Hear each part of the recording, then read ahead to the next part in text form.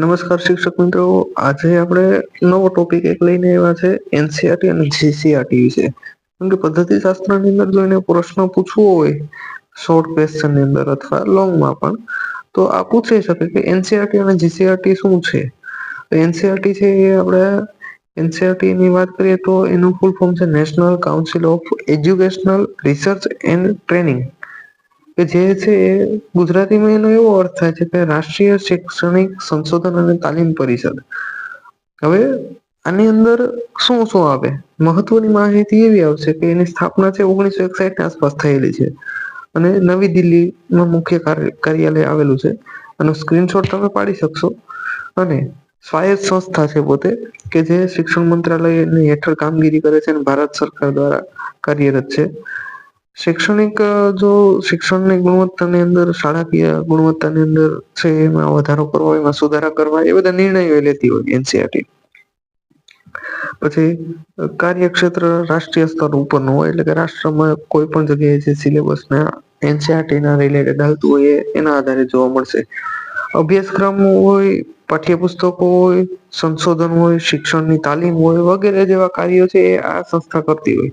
એના મુખ્ય કાર્ય અહીંયા નીચે આપેલા જ છે આપણે તમારી સ્ક્રીન ઉપર, કે શાળાકીય શિક્ષણ માટે અભ્યાસક્રમ, શૈક્ષણિક સામગ્રીઓ એ સહાય પાડે, વિવિધ ધોરણોમાં પાઠ્યપુસ્તકો પ્રકાશિત કરવા, એ બધી બાબતો અહીંયા જોવા મળશે. પછી શૈક્ષણિક ક્ષેત્રે સંશોધન કરવાનું છે, શિક્ષકોને તાલીમના કાર્યક્રમો યોજવાના છે, નવી શિક્ષણ પદ્ધતિઓ કે તેમની ગુણવત્તામાં કોઈ માર્ગદર્શન આપવાનું હોય, તો આવી બધી બાબતો ઉપર એ ધ્યાન આપે છે. કેન્દ્ર અને રાજ્ય સરકારનો આ છે એ શૈક્ષણિક બાબતોને સલાહ આપે છે. અને શૈક્ષણિક જે નવીનતા અને ટેકનોલોજી કોઈ હોય તો એમાં છે એનો ઉપયોગ કરીને પ્રોત્સાહન આપવું, એ બાબતો ઉપર એ ધ્યાન આપતી જોવા મળશે. એનસીઆરટીની મહત્વપૂર્ણ ઘણી બધી સંસ્થાઓ છે. એનઆઈટી છે, સીઆઈઈટી છે, આરઆઈ છે, અથવા પીએસએસસીઆઈ છે, કે જે બધા ફૂલ ફોર્મ લખેલા છે. ફૂલ ફોર્મ આ બધી જરૂર નથી, ખાલી સંસ્થાનું નામ યાદ રાખો તો પણ ઘણું છે. જીસીઆરટી ની વાત કરીએ તો ગુજરાત લેવલની જે સંસ્થા છે, Gujarat council of education and research training, ખાલી ગુજરાત અને નેશનલ એટલો જ ફેરફાર રહેશે આમાં. અને ગુજરાતની શૈક્ષણિક સંશોધન તાલીમ પરિષદ છે, કે જે ગુજરાત ગાંધીનગર થી ઓપરેટ થતી ગાંધીનગર એની સંસ્થા પણ આવેલી છે, આખો ઓફિસ આવેલી છે, મુખ્ય કાર્યાલય ત્યાં આવેલું છે.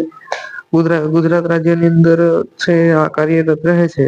અને મુખ્ય ક્ષેત્રની વાત કરીએ તો શાળાકીય શિક્ષણ અને સંશોધન અને તાલીમની જયારે વાત થતી હોય ત્યારે એ આ સંસ્થા નિર્ણય લેતી હોય છે. પ્રાથમિક અને માધ્યમિક શિક્ષણ ઉપર તે ધ્યાન આપે છે. પછી બાકી છે એ યુનિવર્સિટી લેવલ ઉપર જોવા મળે બીજું બધી કાર્યક્રમો, પણ પ્રાથમિક અને માધ્યમિક શિક્ષણમાં જોવા મળશે.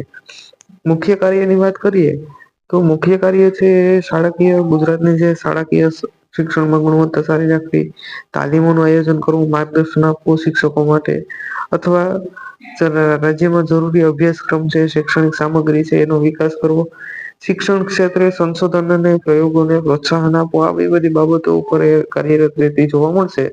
અને શિક્ષકોમાં નવીન જે શૈક્ષણિક પદ્ધતિઓ છે એના અંગેની તાલીમ છે, શૈક્ષણિક પ્રવૃતિઓ છે, મૂલ્યાંકન છે, અને રાજ્યમાં જે શૈક્ષણિક કાર્યક્રમો છે એનું અમલીકરણ પણ એ કરાવતી જોવા મળશે. આ બધી બાબતો ઉપર તે આયોજનોને જે પદ્ધતિ આપતી જોવા મળશે. એનસીઆરટી અને જીસીઆરટી નો જે તફાવત છે એ તમારી સ્ક્રીન ઉપર તમને જોવા મળશે. તમે સ્ક્રીનશોટ પાડી શકો છો એનો, કે જે તમારે એક્ઝામ હેતુ ઉપયોગી થઈ શકે. એટલા માટે યાદ રાખવાનું છે આ બધી બાબતો હતી.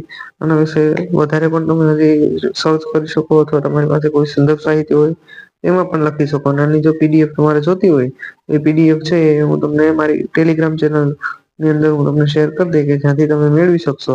તો તમે ચેનલ સાથે જોડાયેલા હોય તો તમારે ટેલિગ્રામ ચેનલની લિંક છે એ આપડી ડિસ્ક્રિપ્શનમાં આપેલી છે, એમાંથી તમે જોડાઈ શકો છો.